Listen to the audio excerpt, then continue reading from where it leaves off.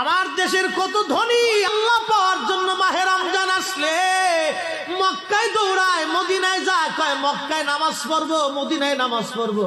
1 রাকাত নামাজে 1 লক্ষ রাকাতের সওয়াব, 1 রাকাত নামাজে 50,000 রাকাতের সওয়াব।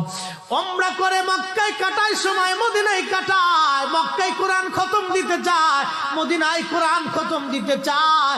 সওয়াব মাহে রমজানে অগণিত সওয়াবের আশায় ব্যক্তিগুলি আল্লাহর ঘরে হাজিরা দেয়, কিন্তু বাড়ির পাশে গ্রামের কত গরিব মানুষ টাকার অভাবে বাবা ভালো ইফতার করতে পারে না, টাকার অভাবে কত মা ভালো সেহরি করে রোজা রাখতে পারে না।